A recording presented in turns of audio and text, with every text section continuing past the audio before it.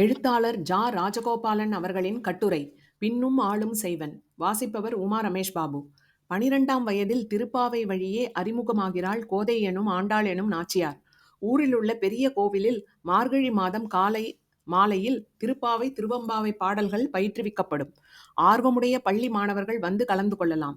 தை மாத பிறப்பை ஒட்டி வாய்மொழி தேர்வு வைத்து வெற்றி பெற்றோருக்கு பரிசுகளும் தபரா டம்ளர், தட்டு, பங்கு பெற்ற பிறருக்கு ஊக்கப்பரிசு டாலர், சிவப்பு கயிறு கிடைக்கும். டவரா டம்ளர் வாங்கினாலும் சிவப்பு கயிறு டாலருக்கு ஏங்கி கிடந்த காலம்.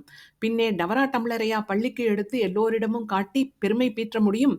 அன்று திருப்பாவையும் திருவம்பாவையும் தலைகீழ் மனப்பாடம். அருளேலோர் எம்பாவாய் என முடியும் திருப்பாவை பாடல் என்ன என வாய்மொழி தேர்வில் கேட்கப்படும். பாடல் எண், வரிசை எண், பாடலின் இடையே வரும் வரி ஆகியவற்றை சொல்லி பாடல்களை கேட்பார்கள் என்பதால் 30 உடன் 10 என 40 பாடல்களும் அப்பொழுது மனப்பாடமாக இருந்தன. பள்ளிக்கு நடந்து போய் வருகையிலெல்லாம் அதுவரை கற்ற பாடல்கள் முணுமுணுக்கப்பட்ட நாட்கள். கோதை என் சித்தத்தில் விதை என விழுந்த நாட்களவை. விதை முளைக்க மேலும் 20 ஆண்டுகள் எனக்கு தேவைப்பட்டன. சில விதைகளே கற்பாறை மீது விழுந்தன எனும் லூகாவின் பைபிள் வார்த்தைகளை இங்கு நினைப்போர் பரோட்டாவை தயிரில் முக்கி தின்னும் துயரை அடைவதாக. எழுத்தாளரும் என் அன்பிற்குரியவருமான நாஞ்சில் நாடன் அவர்கள் வழியே கம்பராமாயணம் பாடம் கேட்டு அதிலிருந்து சங்க பாடல்களை வாசிக்க நேர்ந்து அதை ஒட்டிய தேடலில் வைணவ இலக்கிய அறிஞர் மாபே ஸ்ரீனிவாசன் அவர்கள் கட்டுரைகள் வழியே பிரபந்த பாசுரங்கள் மீண்டும் உயிரில் வேர் பற்றி வளர ஆரம்பித்தன. வெண்முரசு நூல் வரிசையில் நீலம் வந்தபோது அதன் ஒவ்வொரு அத்தியாயத்திலும் கோதையும் நம்மாழ்வாரும் கலியனும் மின்னி மின்னி மறைந்து தோன்றும் அனுபவம் வழியே வேர்பலா என கோதை மீண்டும் கனிந்து வந்தாள். திருப்பாவை 30 பாடல்களும் நாச்சியார் திருமொழி 143 பாடல்களுமாக மொத்தம் 173 பாடல்கள். 4000 திவ்ய பிரபந்தம் எனும் ஆழ்வார்கள் அருளிச் செயலில் கோதையின் பங்கு. பிற 11 கவிகளில் கோதைக்கு ஈடு கொடுக்க முயற்சித்து அதில் அவ்வப்பொழுது சபாஷ் வாங்குபவர்கள் நம்மாழ்வரும் திருமங்கை மன்னனுமான கலியனும் தான். கவியில் ஆண் கவி பெண் கவி என்ற பேதமில்லை. கவிஞர் பாலினத்தவராயினும் கவிஞர் என்னும் ஒரு பாலினத்தவரே. அவர்களால் இறைவனுக்கு ஈடாக ஆணாக பெண்ணாக பாலிலியாக என எப்படி வேண்டுமானாலும் மாற்றிக்கொள்ள இயலும். சங்க பாடல்களில் தலைவனாகவும் தலைவியாகவும் மாறி மாறி பாடுவது ஒரே கவிஞர்தானே. கவிஞர்களில் பால்பேதம் தேவையில்லை என்றாலும் கவிதையின் தன்மையில் அது எழுப்பும் உணர்வின் ஆழத்தில் அக்கவிதை ஆண் தன்மை கொண்டதா பெண் தன்மை கொண்டதா என அனுபவித்து திளைக்கும் சலுகை நல்ல வாசகனுக்கு உண்டு. அந்த விதத்தில் கோதையின் பாசுரங்கள் பேசிய பெண்மைத்தன்மையை அளவு நேர்மையாக துணிவாக பேசிய கவிதைகள் குறைவே. எழுதிய கோதை பெண்ணென்று நிற்பது அவள் கவிதையால் தானே தவிர அவள் பிறப்பால் அல்ல. அவளுக்கு ஈடு கொடுத்து நின்று மால்மேல் மையல் கொண்டு இலக்கண முறைமைகளை சமூக தேய் வழக்கங்களை மீறிய யானை படை நடத்தி போர்வென்ற மானவேல் பரகால வீரன் திருமங்கை மன்னனான கலியனுக்கு பக்தி கவியொழுக அளித்த பேர் பரகால நாயகி. படை நடத்தி பகைவென்ற மறவன் மால்மேல் மையலுற்று அடைந்த பெயரே பரகால நாயகி. ஆகவே இங்கு ஆண் தன்மை பெண் தன்மை என பேசப்படுவது பிறப்பால் உடலில் உருவான பால்பேதங்கள் அல்ல என்பதை மேலும் விளக்க வேண்டி இருக்காது என நம்புகிறேன். இந்திய பக்தி மரபில் நாயக நாயகி பாவம் முக்கியமானது. சங்க இலக்கியத்தில் தலைவன் தலைவி பாடல்களை இறைவனுக்கும் பக்தனுக்கும் போட்டு பார்க்கும் முறை. வைணவத்தில் நவவித சம்பந்தம், ஒன்பான் உறவு என 9 விதங்களில் இறைவனுக்கும் பக்தனுக்குமாக சொல்லப்படும் உறவுகளில் தலைவன் தலைவி உறவும் ஒன்று. ஆகவே கவிதை மரபாலும் பக்தி மரபாலும் மத சம்பிரதாயமாகவும் இவ்வுறவு முறை வழியே இறைவனுக்கு பக்தி செய்வது ஏற்றுக்கொள்ளப்பட்ட ஒன்று. வைணவ மரபு இன்னும் ஒரு படி மேல் போய் பரமாத்மாகிய இறைவன் ஒருவனே ஆண், புருஷோத்தமன், ஜீவான்மாக்கள் நாமெல்லாம் பெண்களே என்றுதான் சொல்கிறது. இவ்விடத்தை மிகச் சரியாக உணர வைப்பவை கோதையின் பாடல்கள். கோதையின் கவிதைகளில் பல சிறப்புகள் உண்டு. இங்கு அவளது பெண் தன்மையின் தனித்துவத்தை மட்டுமே இக்கட்டுரை பேச விழைகிறது. பெண்மையின் ஆழமும் உச்சமும் வெளிப்படும் உணர்வு தருணங்களில் காதலும் தாய்மையும் ஆகிய இரு தருணங்கள் அபாரமானவை. ஒரு பார்வையில் ஆண் தன்மை காதல் அடைந்து மகிழ நினைப்பது என்றால் பெண் தன்மை காதல் அளித்து மகிழ்வது. ஆண் காதல் தா தா என அடைவதற்கு தவித்து நிற்கையில், பெண் காதல் கொடுப்பதற்கு ஏங்கி நிற்கும் விதமாகவே அமைகிறது. கொடுப்பதற்கு ஏங்கி நிற்கும் பெண்ணிடம் கேட்டால் எல்லாவற்றையும் கொடுத்துவிட சித்தமாக இருக்கிறாள். அவள் சித்தமாக இருக்கிறாள் என்பதை விட, அவள் சித்தம் அவள் வசமின்றி அவ்வாறாய் ஆகிவிடுகிறாள். கோதையின் தந்தை பெரியாழ்வார் சொற்களில், ஏடி வந்து காணாய் ஒன்றும் நில்லா வளை கழன்று துகில் ஏந்து இளமுலையும் என் வசம் அல்லவே என அவளையும் மீறிப் பெண் கொண்ட காதல். இறைவன் மேல் பிற ஆழ்வார்கள் கொண்ட காதல் குறைவுபட்டதா என்ன? உருகும் உன் திருவுரு நினைந்து காதன்மை பெரிது கையறவு உடையாள் என நாயகியின் காதல் பிரிவு துயரை திருமங்கை மன்னன் சொல்கிறான். கையறவு வேறு எதுவும் பற்றுக்கோடாக கையில் இன்றி மால் ஒருவனையே நினைத்து உருகும் காதல். எங்குற்றாய் எம்பெருமான் உன்னை நாடி ஏழையேன் இங்கனமே உழி தருகேனே என்று தேடி அலையும் காதலும் திருமங்கை மன்னன் காதல்தான். ஊழியில் பெரிதாள் நாழிகை என்னும் ஒரு நொடியை ஆண்டாகக் கொண்டு பிரிவின் துயரை புலம்பும் காதல். உள்ளத்தால் நைந்து மெலிந்து அவனை எண்ணி உருகும் காதல். பொங்கு ஆர் மெல் இளம் கொங்கை பொன்னே பூப்ப பொறுகயல் கண்ணீர் அரும்பப் போந்து நின்று செங்கால மடப்புறவும் பெடைக்கு பேசும் சிறுகுரலுக்கு உடல் உருகி சிந்தித்து. மழைக்கால இரவில் அறைக்கு வெளியே சுவரில் பொந்தில் அடைந்த இணைப்புறாக்களில் ஆண்புறா பெண்புறாவிடம் பேசும் சிறு குரலுக்கு உடல் உருகும் காதலும் கலியன் காதலே. கலியன் காதல் இவ்வகை எனில் நம்மாழ்வார் காதல் இன்னும் ஒரு வகை. அறியா பருவத்திலே அவனிடம் மனதை பறிகொடுத்துவிட்ட தலைவியின் நிலை சற்று பரிதாபம்தான். முளையோ முழுமுற்றம் போந்தில மொய் பூங்கடல் குறிய கலையோ அறையில்லை நாவோ குழரும் கடல்மண் எல்லாம் விலையோ என மிளிரும் கண் என நம்மாழ்வாரின் நாயகிக்கு அவத்தை அதிகம். நொடிக்கு நொடி நம்மாழ்வாரின் நாயகிக்கோ பிரிவு துயர் அதிகரிக்கிறது.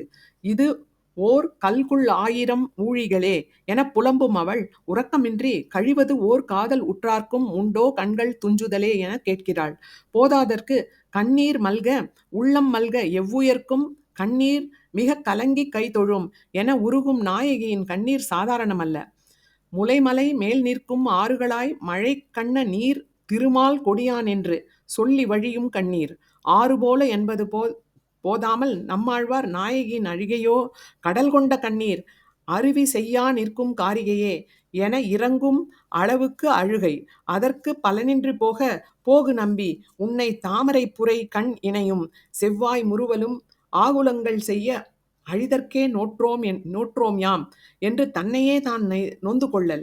இவ்வளவு துயரால் வெக்கம் துறந்து நின்ற பெற்றவளிடம் பாடுடை அல்குல் இழந்தது பண்பே என வேதனை ஏச்சையும் வாங்கிக் கொள்கிறாள் நாயகி. கண்ணபிரானுக்கே என் பெண்மை தோற்றேன் என தளர்ந்து கிடக்கிறாள் நம்மாழ்வாரின் நாயகி. காதலால் பெற்ற பயன் என்னவென்று புலம்புகையில் உள்வூறும் சிந்தை நோய் எனக்கே தந்து எனவும் ஆற்றங்கரை வாழ் மரம் போல் அஞ்சுகிறேன் எனவும் கலியன் நாயகி கதறுகிறாள். என்னை கைவிட வேண்டா என இப்படியாக பதறிக்குலையும் ஜீவாத்மாக்களாகிய நாயகர் அழுது நிற்க புதர் பிளந்து வரும் பிடி யானை போல கால் வைத்த இடமெல்லாம் வழி என ஆகும் நிமிர்ந்த நன்னடையில் கோதை நாச்சியார் வருகிறாள். கண்ணனை அடைய வேண்டி காமன் நோன்பு இருக்கிறாள். நோம்பின் நோக்கம் மனதுக்கு உகந்த மணாளனை அடைவது. ஆகவே நோம்பில் அவள் வைக்கும் வேண்டுதலை பாருங்கள். கள்ளவிழ் பூங்கனை தொடுத்து கொண்டு கடல்வண்ணன் என்பதோர் பேரெழுதி புள்ளினை வாய் பிளந்தான் என்பதோர் இலக்கில் புக என்னை ஏய்க்கிற்றியே மன்மதனே என மேல் நீர் மலரம்பு தொடுத்து அவனை அதனால் என்மேல் மையலுற்று என்னை தேடி வரும் வரை காத்திருக்கும் பொறுமை இல்லை என்பதால் யாரை அடைய வேண்டுமென்ற குறிப்புடன் உன் கரும்பு வில்லை என்னையே அம்பாக்கி அவனையே இலக்காக்கி என்னை எய்வாயாக என்கிறாள். அவனை சென்றடையும் வேகம் அவளிடம் வெளிப்படும் இடம் இது. கண்ணனை சென்றடைய உதவுவதால் தான் இந்த மரியாதை காமனுக்கு. அந்த நோக்கம் நிறைவேறவில்லை என்றால் காமனும் அவளிடம் வாங்கி கட்டிக்கொள்ள வேண்டியதுதான். தத்துவமிலி என்று நெஞ்செறிந்து வாசகத் தழித்து உன்னை வைத்திடாமே, இருக்க வேண்டுமென்றால் என்னை அவனிடம் சென்று சேர்ப்பி என்று மன்மதனுக்கு மிரட்டல். உடல் என்பதை ஒரு புல்லினம் தூக்க உதவும் கருவி என மரபுகள் கடுமையாக கண்டிக்கும் போது வைணவம் அதை வேறு வகையில் கையாள்கிறது. உடலை அதன் இயல்புகளை எதிர்த்து போராடும் கடினமான வழியை மாற்றி அமைக்கிறது. உடல் இன்பத்தை இறைவனை சேரும் இன்பமாக உடல் உறுப்புகளை அவனுடையதாக்கி அவனுக்கே படைக்கும் விதத்தில் வைணவத்தில் உடல் கையாளப்படுகிறது. இறைவன் தன் உடலை அடைந்து மகிழும் மகிழ்ச்சியே இங்கு பக்தனால் வேண்டப்படுவது. தன் மகிழ்ச்சிக்காக இறைவனை அடைவதற்கல்ல உடல், இறைவனின் மகிழ்ச்சிக்காக அவன் முன் படைக்கப்பட வேண்டியது. இங்கு உடலில் எவ்வுறுப்புகள் புடலின்பத்தின் கிளர்ச்சியூட்டுமோ அவற்றை நேரடியாக கோதை பேசுகிறாள். அவள் பேசும் வேகத்தில் அந்த மாலன்றி வேறொருவருக்கு அவளை நெருங்க முடியாத பெருங்காதல் வெளிப்படும். பிராயம் தொடங்கி என்று ஆதரித்து எழுந்த என் தடமுலைகள் துவரை பிரானுக்கே சங்கற்பித்து தொழுது வைத்தேன் என அவளால் நேர்பட பேச முடிந்தது. சரி, பிற ஆழ்வார்களின் நாயகியர் இப்படி பேசவில்லையா என்று கேட்டால், திருமங்கை மன்னனான பரகால நாயகி இப்படி வேதனிக்கிறாள். நாரணன் பிரிவால் தென்றலும் தீயினில் கொடிதாம் தோழி ஓ என்னும் துணை முலை அறக்கும். வைணவ உரையாசிரியர்கள் அகமரபில் நல்ல வாசிப்பு உடையவர்களாகவே இருந்திருக்கிறார்கள். இந்த வரிக்கு அவர்கள் தரும் விளக்கம், இரு முலைகளும் பெருமாளுக்குரியவை ஆதலால் தம்மை உரியவரிடம் சென்று சேர்ப்பிக்கும்படி நாயகியை நச்சரிக்கின்றன. எவ்வாறெனில், பஞ்சகாலத்தில் பிள்ளைகள் சோறு சோறு என்று அடம் பிடிக்க உணவு தர இயலாத அன்னை ஆத்திரத்தால் அப்பிள்ளைகளை அடித்து அமைதிப்படுத்துவது போல நாயகியும் திருமாலை சேர அடம்புடிக்கும் முலைகளை அரக்கி அமைதிப்படுத்த முயல்கிறாள். இரண்டு முலைகளும் ஒரே நோக்கம் என்பதால் நோக்கம் நிறைவேறும் வரை அவை ஒன்றுக்கொன்று துணையாக இருக்கின்றபடியால் துணைமுலை எனப்பட்டது. பரகால நாயகி இவ்வாறென்றால் நம்மாழ்வாரின் நாயகி சற்று நளினமாக சொல்கிறார்.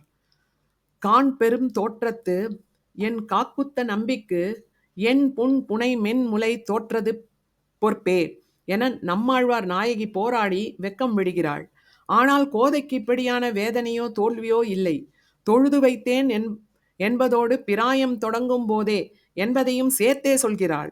சங்கற்பித்து தொழுது வைத்தேன் என்னும் போதே அவள் இறைவனுக்கு படைப்பதற்காக பூசனை பொருளாக கருதி சொல்வது தெளிவாகிறது. அடுத்த பாடலில் அதை நேராகவே தெளிவுபடுத்துகிறாள்.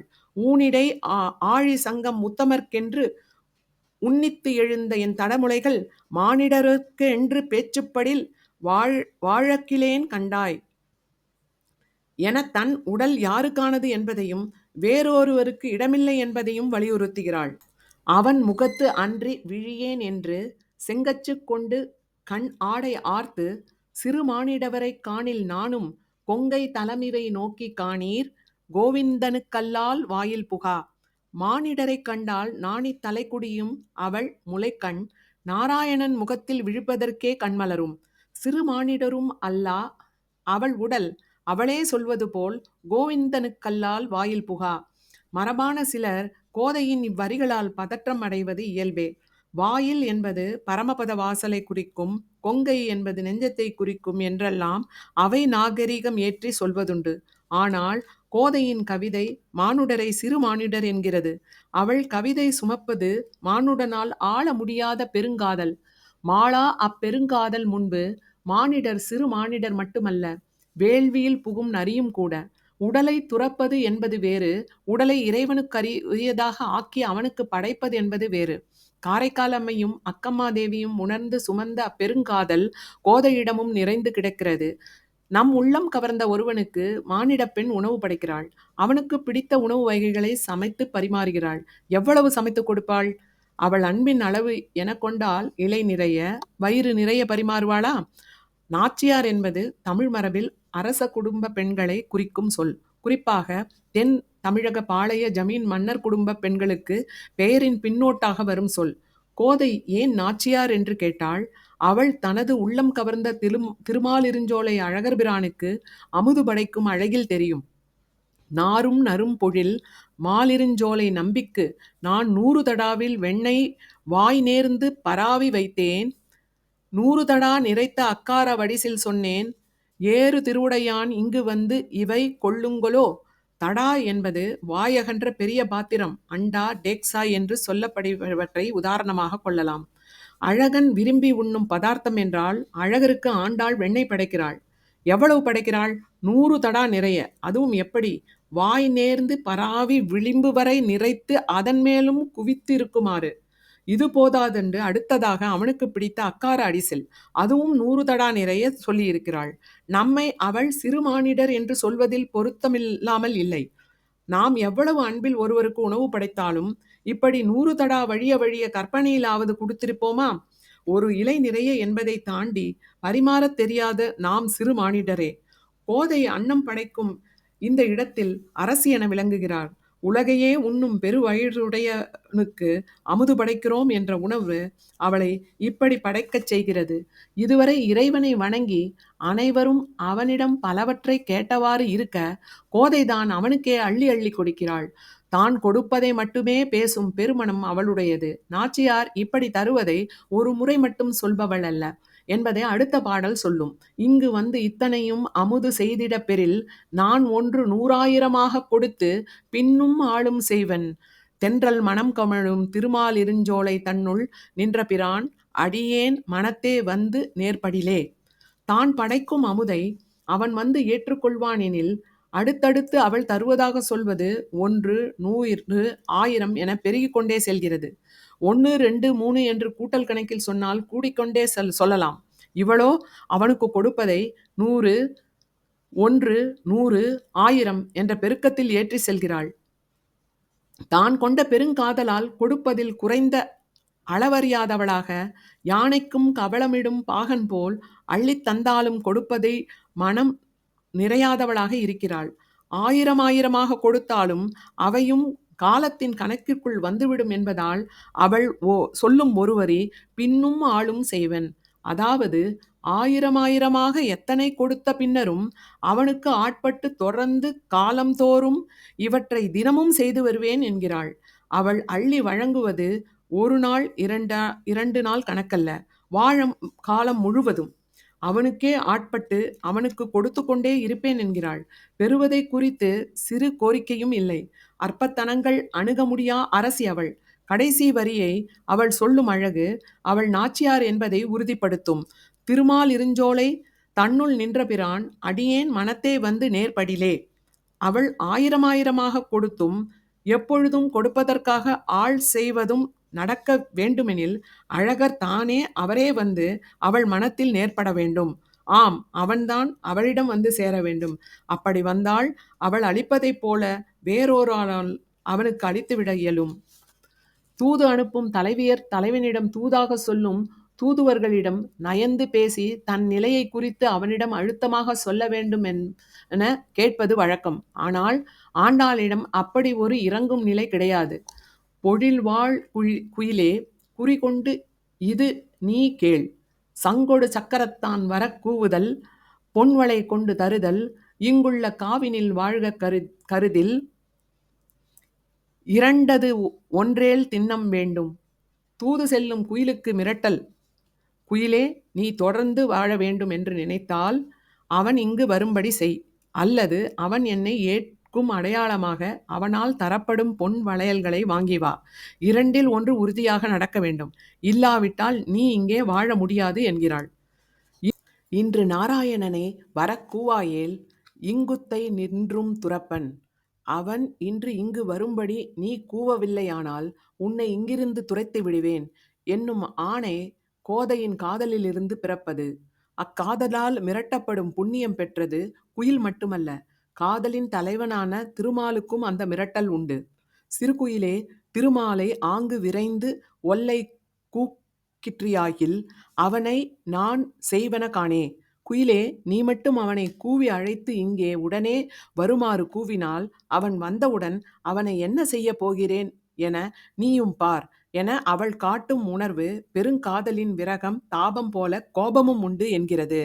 கோதையின் கோபத்தால் திருமால் படும் பாட்டை பார்க்கையில் மானுடரெல்லாம் அவள் காதலில் தூக்கிய திருவடி முன் மாவலியென தலை கொடுக்கத்தான் முடியும். பலமுறை அழைத்தும் தலைவனாகிய திருமால் வரவில்லை. பிறரால் புகழப்பட்ட திருமாலின் அவதாரங்கள் கோதையால் சொல்லப்படும் அழகு.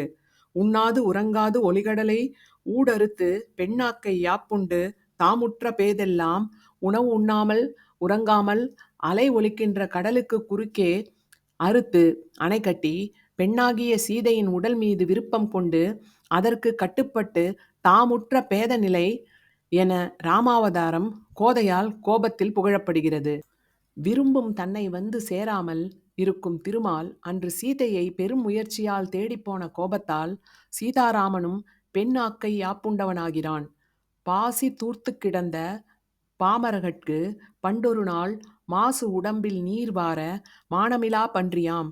பண்டைய நாளொன்றில் இரண்யனால் கவரப்பட்டு அண்டக்கடலுள் அழுத்தி வைக்கப்பட்டதால் பாசி பிடித்து கிடந்த நிலமகளுக்கு அழுக்கேறிய உடம்பில் நீர் ஒழுக மானமில்லாத பன்றியாக வடிவெடுத்த என வராக அவதாரம் கோதையால் கோபத்தில் புகழப்படுகிறது.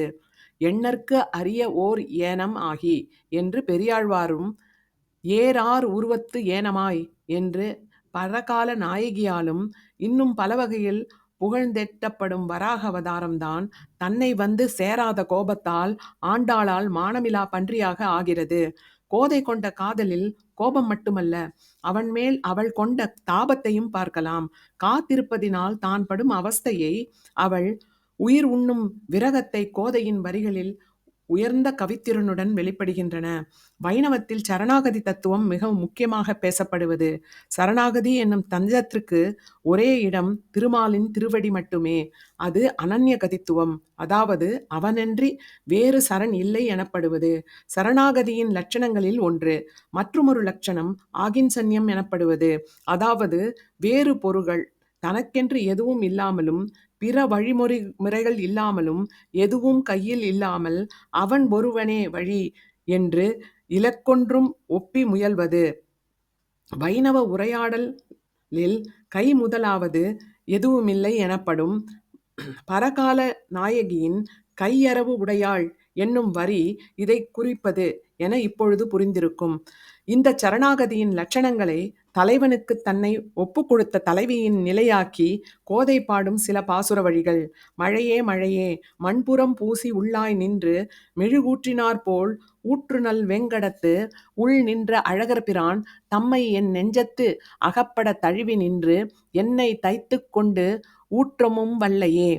கிரியாபதிபதத்தில் வெளியீடாக ஜோசப் தாமஸ் அவர்கள் எழுதியிருக்கும் சோழர் கால செப்பு படிமங்கள் என்னும் நூலை வாசித்தால் மேலே கோதை எழுதிய பாடல் இன்னும் தெளிவாகும். இதுவரை சுவாமிமலை பகுதியில் செப்பு சிலை செய்யும் முறை பெருமளவு இதுதான். தேன்மெழுகால் சிலை செய்து அதை சுற்றிலும் சதுர வடிவ பெட்டகம் போல் களிமண்ணால் பூசுவர். அதில் சில துளைகள் இடுவர். களிமண் காய்ந்ததும் உலோகத்தை காய்ச்சி உருக்கி அந்த உலோக குழம்பை துளை வழியே களிமண் அச்சுக்குள் விடுவர். மண்ணுக்குள் பொதியப்பட்ட மெழுகு உலோக குழம்பின் சூட்டில் உருகி கரைய அந்த அச்சில் உலோகம் அமைந்துவிடும். ஆரியதும் மண்ணை நீக்கினால் உலோகச் சிலை வெளிவரும். கோதை சொல்லில் மழையிடம் சொல்லப்படும் பாசுரம் இது. மண்ணுக்குள் நிற்கும் மெழுகை போல் என் உடலுள்ளே ஜீவாத்மா கொதிக்கும் உலோக குழம்பென அந்த பரமாத்மா வந்து எண்ணுள் நிறைய நான் அவனில் கரைந்து போகும் நிலை வரவில்லையே என்று இயங்குகிறாள். கவியென அவள் சன்னதம் கொள்ளும் இடம் திருமால் தனக்குள் வருகையில் அவன் தன்னில் நிறைகையில் கொதிக்கும் உலோக குழம்பென வருவதை சொல்லும் இடம்தான். விரகத்தின் வேதனையை உட்பொருளோடு கலந்து சொல்லும் சன்னதமும் நுண்ணறிவும் ஒரு சேர பெற்ற வரிகள். அவன் இன்னும் வராத வாட்டத்தை போக்க என்ன செய்ய வேண்டும்? கோதையின் கோரிக்கை. பெண்ணின் வருத்தம் அறியாத பெருமான் அறையில் பீதக வண்ண ஆடை கொண்டு என்னை வாட்டம் தனிய வீசீரே. அவன் வராத வாட்டம் தணிக்க அவன் இடுப்பில் அணிந்திருக்கும் மஞ்சள் ஆடையை எடுத்து வந்து அவன் வாசம் என்மேல் படும்படி வீசுங்கள் என்று கேட்கிறாள். பெருங்காதலி என எத்தனை முறைதான் சொல்லுவது நாச்சியை? எவரும் தலைவணங்கா பேரரசனுக்கு மட்டுமாக வணங்கும் இடம் ஒன்று வருகிறது. செங்கண்மால் சேவடி கீழ் அடிவீச்சு விண்ணப்பம் கொங்கை மேல் குங்குமத்தின் குழம்பழிய புகுந்து ஒரு நாள் தங்கு மேல் என் ஆவி தங்கும் என்று உரையீரே. கோதையும் அடிபணியும் விண்ணப்பம் செய்யும் கோரிக்கை அவள் உடன் அவன் வந்து கலக்க வேண்டும் என்பதையே. இல்லாவிட்டால் அவள் ஆவி தரிக்காது என்கிறாள். அதுவரை அவனை கோபித்த ஆணையிட்ட பிறரை விலகி நிற்கச் சொன்ன அக்குரல் சேவடி கீழ் அடி வீச்சு விண்ணப்பம் என குழைகையில் திருமால் மேல் பொறாமைதான் வருகிறது. கவியாக கோதை உயர்ந்து நிற்கும் இடம் அவள் பயன்படுத்தும் படிமங்கள். வாழ்க்கையோடு இணைந்த நுட்பங்களை கோதை சொல்லால் கேட்பது பேரனுபவம். அவன் பிரிவு வருத்துகிறது. அவனை எதிர்நோக்கி உயிர் நூலிழையில் ஒட்டி கொண்டிருப்பது போல கோதை சொல்லில் இப்படி வருகிறது. போர்க்காலத்து எழுந்தருளி பொருதவனார் பேர் சொல்லி நீர்காலத்து எருக்கின் பழ இலை போல் வீழ்வேனை வார்காலத்து ஒரு நாள் தம் வாசகம் தந்தருளாரே. அருவியின் நீர் பொழிவதைப் போல உடலில் பட்டு வழிந்து இறங்கும் வெயிலை உணர வேண்டுமானால் பழைய திருநெல்வேலிக்காரனாக இருக்க வேண்டும். பழைய திருநெல்வேலி இன்றைய திருநெல்வேலி, தென்காசி, விருதுநகர், தூத்துக்குடி அனைத்தும் ஒருங்கிணைந்த மாவட்டம். வெயிலில் வாடிய பயிர்கள் பல இருந்தாலும் எருக்குக்கு மட்டும் தனி வகை. வெயிலை கண்டால் விரிந்து வளரும். கைரேகைக்காரரிடம் நீட்டும் இளம் பெண்ணின் உள்ளங்கை போல் மினுமினுத்து கொண்டு இலைகள் மெழுகு பூசிய இளமை மிக்க பசுமை நிறத்தி வெயிலை குடித்து வளரும். கோடை முடிந்ததை எருக்கின் இலையில் பார்க்கலாம். மெல்ல வெளிரி பசுமை நிறத்துக்கு மாறி மெல்ல மஞ்சள் நிறம் ஏற ஆரம்பித்து உதிரும் தருணத்தில் மெழுகு பூசிய மஞ்சளில் மின்னும் போது காற்றடி காலம் முடிந்து கார்காலம் தொடங்கி இருக்கும். இப்பொழுது பால் வற்றி பசுமை இழந்து மஞ்சள் மினுமினுப்பில் தண்டோடு பெயருக்கு ஒட்டி கொண்டிருக்கும். எருக்கின் பழைய இலை மழை ஆரம்பித்து நீர்த்துளி பட்டதும் அதையே காரணமாக கொண்டு இற்று விழும். வெயில் நிலங்களில் முதல் மழைக்கு பின் எருக்கம் புதரை சுற்றிலும் தரையெல்லாம் மஞ்சள் மயில் தோகை விரித்திருக்கும். இதை பார்த்தவருக்கும் உணர்ந்தவருக்கும் கோதை சொல் காட்சியாய் விரியும். நீர்காலத்து எருக்கின் அப்பழ இலை போல் வீழ்வேனை. காத்திருப்பதிலேயே உயிர் வற்றி பெயருக்கு ஒட்டி கொண்டிருக்கிறது உடலில். வருகிறானோ இல்லையோ, ஒரு சொல்லாவது சொல்லி அனுப்ப மாட்டானா என கோதை இளைத்திருப்பதை தாங்க முடிவதில்லை. ஆனாலும் திருமால் கொடியவனே. கோதையின் வரிகளில் சொல்வதென்றால் அழிலும் தொழிலும் உருகாட்டான், அழுதாலும் தொழுதாலும் காட்சி அளிக்க மாட்டான், உள்ளே உருகி நைவேனை உள்ளளோ இல்லளோ இன்னாத கொள்ளை கொள்ளி குறும்பனை அவனையே நினைத்து உருகி இருக்கின்றேனோ இல்லையோ என்று கவலையில்லாத உள்ளம் கொள்ளை கொண்ட மிகுந்த குறும்புடையவன் என திருமாலை பலவாறு சொன்னாலும் அவன் மேல் கொண்ட காதல் அளவிலாதது. பெருங்காதலால் நிறைந்த பெண்களுக்கே உரிய திண்ணக்கம் ஒன்றுண்டு. எவையெல்லாம் பெண்களுக்குரிய குணங்களாக பயிற்றுவிக்கப்படுவனவோ அவை அனைத்தையும் காதலுக்காக வீசி எறிந்து ஏழுலகையும் எதிர்த்து கொள்ளும் திடம்தான் அது. கோதை தன் காதலால் தன் குடும்பத்தார் படும் துயரை அறிந்துதான் இருந்தாள். ஆனால் அதற்காக தன் காதலை விட தயாராயில்லை. குடும்பத்தார் மீது சற்றே கருணை கூர்ந்து ஒரு ஆலோசனை சொல்கிறாள். நாணி இனிதோர் கருமமில்லை, நாள் அயலாரும் அறிந்து ஒழிந்தார். பாணியாது என்னை மருந்து செய்து பண்டாக உறுதியாகில் மாணி உருவா உலகளந்த மாயவனை காணில் தலைமறியும் ஆணையால் நீர் என்னை காக்க வேண்டில் ஆயர்பாடிக்கே என்னை உய்த்திடுமின். நான் அவனை விரும்பி பித்து கொண்டு அலைவது சுற்றிலுள்ள அனைவருக்கும் தெரிந்துவிட்டது. தெரிந்தது மட்டுமல்ல, அதையே பேசி பேசி ஆர்வம் இழக்கும் அளவுக்கு ஆகிவிட்டது. அந்த பொண்ணு விஷயமா சார், நியூஸ் பழசு சார் என்பது போல. தாமதிக்காமல் நீங்கள் ஏதாவது வைத்தியம் செய்து முன்பு போல என்னை மாற்ற நினைத்தால் என்மேல் ஆணையாக சொல்கிறேன், என்னை காக்க ஒரே வழி, வாமனனாய் வந்து உலகளந்த அந்த மாயவனை கண்டால்தான் என் தலை நிற்கும். ஆகவே அவனிருக்கும் ஆயர்பாடிக்கே என்னை அனுப்பி வையுங்கள். இனியும் ஊர்வாய்க்கு அஞ்சி வெக்கப்பட்டு கொண்டு இருப்பதால் எந்த காரியமும் நடக்கப் போவதில்லை. அனுப்புவதற்கு சற்றே தயங்கும் பெற்றோருக்கு அவள் அடுத்த பாடல் இன்னும் வலுவாக இருக்கும். தந்தையும் தாயும் உற்றாரும் நிற்க தனைவழி போயினல் என்று சொல் வந்த பின்னை பழிக்காப்பு அரிது. நந்தகோபன் கடைத்தலைக்கே நள்ளிருட்கண் என்னை உய்த்திடுமின். தாய் தந்தை உற்றார் இருக்க தனியே கிளம்பி போனாள் என்ற பேச்சு வந்துவிட்டால் அப்பழிச்சொல் நீங்குவது அரிது என்பதால் நீங்களே இரவோடு இரவாக ஊருக்கு தெரியாமல் என்னை நந்தகோபன் இல்லத்தில் வாயிலுக்கு கொண்டு விட்டு விடுங்கள் என்கிறாள். அவள் காதலை தடுக்க எக்கட்டுப்பாடுகளும் இயலாது. வேய் கொண்ட வேழத்தின் எதிர் நிற்பவர் எவர்? எல்லாவற்றுக்கும் மேலே திருமாலை வணங்கும் அனைவருக்கும் அவனிடம் வேண்டுவது ஒன்றையே. அவன் திருவடி கீழ் வைகுண்டத்தில் ஒரு இடம், பிறப்பும் இறப்பும் கர்மமும் கலந்த ஆனந்தம் நிறைந்த இடம். ஜீவாத்மா வைகுண்டத்தை அடைவதாலேயே பிறப்பு இறப்பு எனும் பிறவிச் சுழலிலிருந்து விடுபட முடியும் என்பது வைணவ சித்தாந்தம். வைணவ மரபில் சம்சார தசை, சம்சார தீர்ண தசை, வைகுண்ட பிராப்தி தசை, அதாவது உலக பற்றுகளால் பீடிக்கப்பட்டு உழலும் நிலை, பிறவிக் கடலை நீந்து கடைந்து கடையேறும் நிலை, திருமாலால் வைகுண்டத்தில் ஜீவாத்மாக்கள் அனுமதிக்கப்படும் நிலை என 3 நிலைகள் மனித உயிர்களுக்கு அமைந்திருக்கின்றன. சம்சார கடலை தாண்டிவிட்டால் முக்தியாகிய வைகுண்ட பதவி உறுதியாகி விடுமா என்றால் இல்லை. வைகுண்ட பிராப்தி என்பது திருமாலாக பார்த்து அருளுவது.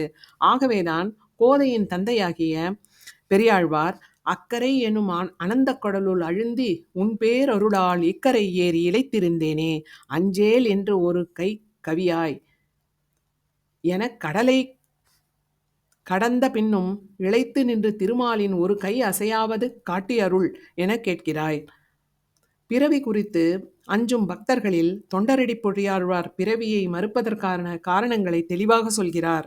வேதநூல் பிராயம் 100 மனிசர்தான் புகுவரேலும் பாதியும் உறங்கிப் போகும் நிற்பதில் 15 ஆண்டு பேதை பாலகனாதும் பனி பசி மூப்பு துன்பம் ஆதலால் பிறவி வேண்டேன் அரங்கமான் அகருளானே. சரி, உடல் நீங்கிய ஜீவாத்மாவுக்கு வைகுண்டத்தில் இடம் தரப்படவில்லை என்றால் என்னவாகும்? ஜீவாத்மா மறுபடி இவ்வுலகில் பிறவி எடுக்க நேரிடும். அதற்குள் ஒவ்வொருவரும் அஞ்சி அவனிடம் இறைஞ்சுவது வழக்கம் போல பேரரசியின் மிடுக்கும் மாளா பெருங்காதலும் அள்ளி அளிப்பதில் இணையற்றவளுமான கோதை திருமாலை கையாளும் விதம் இப்படி இருக்கிறது. எற்றைக்கும் ஏழேழ் பிறவிக்கும் உந்தன்னோடு உற்றோமே ஆவோம் உனக்கே நாம் ஆட்செய்வோம் மற்றை நம் காமங்கள் மாற்றேலோர் எம்பாவாய். திருமாலால் ஜீவாத்மாவை அதிகபட்சம் என்ன செய்துவிட முடியும்? பிறவியில் தள்ளலாம், அவ்வளவுதானே என்கிறாள் நாச்சியார். நீ 7 பிறவி என்ன, 7 பிறவி 49 பிறவிகள் தந்தாலும் நான் உன்னையே உறவு என கொண்டிருப்பேன், உனக்கே அடிமை பூண்டிருப்பேன். அதை உன்னால் மாற்ற முடியாதில்லையா என்கிறாள் திருமாலிடம். அதே நேரம் பிறவுக்குரிய காமங்கள் உன்னை நினைப்பதில் இடையூறு செய்ய வாய்ப்பிருப்பதால் அவற்றை நீயே கவனித்துக்கொள் என பிறவி அளித்தவன் கையிலேயே பொறுப்பை கொடுத்தும் விடுகிறாள். ஆன்மாக்கள் அதிகம் அஞ்சுவதே பிறவிக்கு. ஆனால் அதற்கு அஞ்சாமல் எல்லா பிறவிகளையும் தன் பெருங்காதலால் நிறைத்துவிட துடிக்கும் கோதையை வாசித்து திளைப்பதே பேரனுபவம். பீடுமிக்க காதல் அவளுடையது. உலகெல்லாம் படைத்தான் மீது காதல் கொள்பவர் சராசரியாக இருக்க இயலுமா? அவனை அடைய நினைக்கையில் அவனுக்கு அருகவரும் அளவுக்கு தன்னை தகுதிப்படுத்திக் கொள்ள வேண்டாமா? கோதை தனது தமிழால் கவிதையால் அவை வழியே வெளிப்படும் பெருங்காதலால் உயர்ந்த இடத்தை அடைகிறாள். பிற ஆழ்வார்கள் அனைவரும் திருமாலின் கோவிலில் தனி இடம் தந்து அமர்ந்திருக்க ஆண்டாள் மட்டும் அவனுக்கு இணையாக அனைவரும் வந்து வணங்கும் பிராட்டியாக தனி சன்னதி கொண்டு எழுந்தருளுகிறாள். அவனுடன் இணையாக அமர்ந்து பல்லக்கில் ஏறி ஊர்வலம் வருகிறாள். அவன் பிரசாதத்துக்கு அனைவரும் காத்திருக்க தான் அணிந்த மாலையை அவனுக்கு அணிவித்து மகிழ்கிறாள். பெருங்காதலை பெற்ற பேரே அவளுக்கு உரியது. அக்காதலை அனுபவிக்கும் பேறு பெற்ற திருமால் அவள் அண்மையே வைகுந்தம். ஆண்டாளின் சிறப்பை மணவாள மாமுனிகள் உபதேச ரத்ன மாலை 24ஆம் பாசுரத்தில் சொல்வதுதான் மிக பொருத்தமான வாழ்த்து ஆண்டாளுக்கு. 5 குடிக்கு ஒரு சந்ததியாய் ஆழ்வார்கள் தம் செயலை விஞ்சி நிற்கும் தன்மையளாய் பிஞ்சாய் பழுத்தாளை ஆண்டாளை பக்தியுடன் நாளும் வழுத்தாய் மனமே மகிழ்ந்து. கோதையின் பாசுரங்களை எவ்வாறு அணுகலாம்? பக்தி இலக்கியத்தில் என் வாசிப்பு ஏற்ற வகையில் நான் பின்பற்றும் முறைமை இது. பக்தி இலக்கியத்தின் பாடல்களை ரசிப்பதற்கும் அனுபவிப்பதற்கும் மூவடுக்கு முறைமையை பின்பற்றலாம். சொல்லழகு, தருணங்களின் அழகு, தத்துவம் அல்லது சித்தாந்த பின்புலம். 3 அடுக்கு என்பதால் மேல் கீழ் என தரவரிசைப்பட வேண்டியதில்லை. ஒரு புரிதலுக்கான பகுப்பு என கொள்ளலாம். ஒவ்வொரு விதத்திலும் கோதை நாச்சியார் காட்டும் உச்சங்களை பார்க்கலாம். பின்னும் ஆளும் செய்வன். நிறைவு.